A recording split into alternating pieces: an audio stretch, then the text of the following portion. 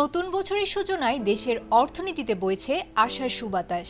ক্যালেন্ডারের পাতা উল্টে 2026 সাল শুরু হতে না হতেই প্রবাসী আয়ের জোয়ারে ভাসছে বাংলাদেশ ব্যাংক। মাত্র 6 দিনেই রেমিটেন্সের অঙ্ক ছাড়িয়েছে আকাশচুম্বী। প্রবাসী বাংলাদেশিদের পাঠানো এই অর্থ গত বছরের একই সময়ের তুলনায় বেড়েছে প্রায় দ্বিগুণ, যা দেশের বৈদেশিক মুদ্রার রিজার্ভে যোগ করেছে নতুন প্রাণশক্তি।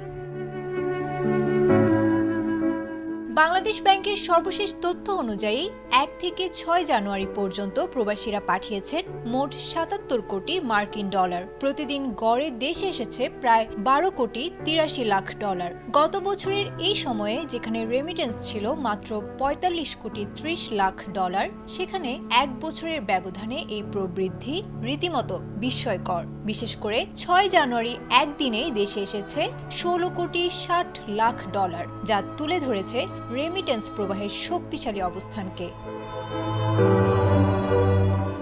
চলতি 2025-2026 অর্থ বছরের শুরু থেকেই প্রবাসীদের পাঠানো অর্থের প্রবাহ ঊর্ধ্বমুখী। জুলাই থেকে 6 জানুয়ারি পর্যন্ত 6.5 মাসে দেশে রেমিটেন্স এসেছে মোট 1703 কোটি 50 লাখ ডলার। আগের বছরের একই সময়ের তুলনায় এই প্রবৃদ্ধি প্রায় 19.70%।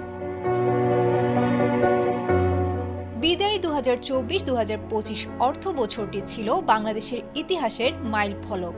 ওই অর্থ বছরে প্রবাসীরা পাঠিয়েছিলেন মোট 30.32 বিলিয়ন ডলার, যা ছিল এ যাবৎকালের একক কোনো অর্থ বছরের সর্বোচ্চ আয়ের রেকর্ড। সেই ধারাবাহিকতা বজায় রেখে চলতি অর্থ বছরের ডিসেম্বর মাসটি এক মাসের হিসেবে গড়েছে ইতিহাসের দ্বিতীয় সর্বোচ্চ আয়ের রেকর্ড। বিশ্লেষকরা বলছেন, বৈধ পথে রেমিটেন্স পাঠাতে সরকারের উৎসাহ এবং ডলারের স্থিতিশীল বিনিময় হার প্রবাসীদের ব্যাংকিং চ্যানেলে অর্থ পাঠাতে আগ্রহী করে তুলছে। পাশাপাশি অর্থনীতির এই প্রধান সূচকটি শক্তিশালী হওয়ায় আমদানি দায় মেটানো এবং ডলার সংকট মোকাবিলায় স্বস্তিতে থাকবে সরকার। আয়েশা আক্তার, এটিএন বাংলা।